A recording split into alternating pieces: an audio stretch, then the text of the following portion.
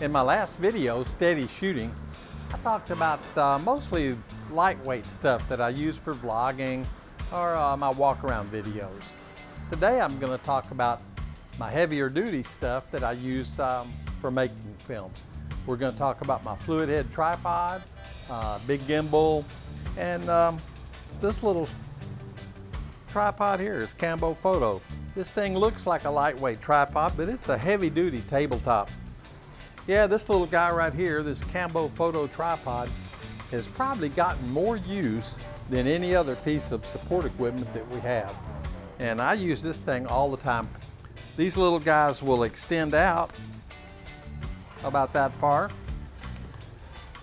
or they'll get really flat to the ground, and they just do a good job. It's got a pan head, and the pan is really smooth. If you are careful, you can get a very smooth pan shot with it. It's so handy for interviews. I've got two of them, so I can do a two-person interview with this. They're great for low-to-the-ground shots, just about anything, and they'll hold anything. This thing will really support a lot of weight, and I just love it. I've got two of them. I think they were about $1 million a piece, which is about $50, and they're worth every penny of it, absolutely worth every penny. You can't beat them. And they'll hold any equipment that we've got. I've got an Arca Swiss on here, so it'll hold this camera. It'll hold Osmo, basically anything. Sometimes I put microphones on it. This is a really versatile piece of equipment and definitely should be in our Steady Shooting Part 2, which it is. Anyway, we'll get into the video and take a look at some of the other stuff we have.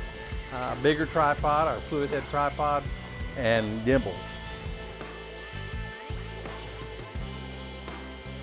Most of us YouTubers, when we need a steady shot, either count on IBIS or grab our gimbals.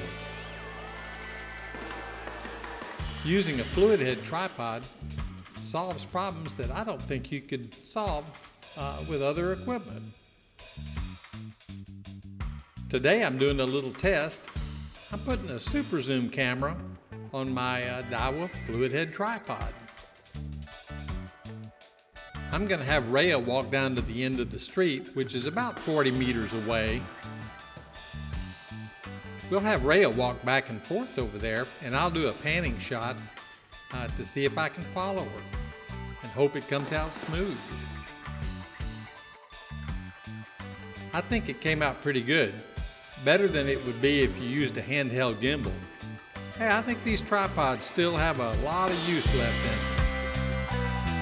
them. About 3 years ago, I bought a Feiyutech A3000 gimbal. I think the whole package was $450 or so. Thought that was pretty good. I really liked it because it came with a handle kit.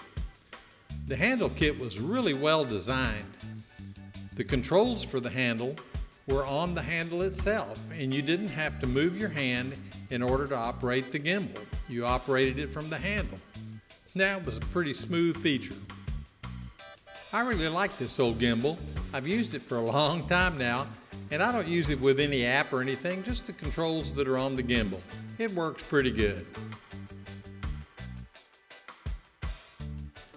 It's still chunking along after 3 years.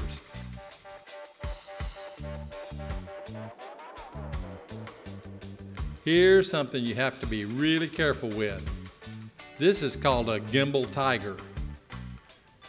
You better watch it when you're using your gimbal around this animal, or he'll snatch it right out of your hand.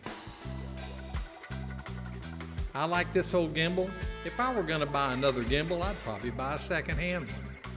A second-hand one would be as good as a new one if it still worked right.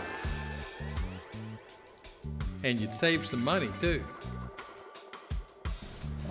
Well, that's about it for Steady Shooting today. If there's anything else you want to see, we'll put it in the comments below. This is JR, the expat in Saigon, saying thank y'all for watching.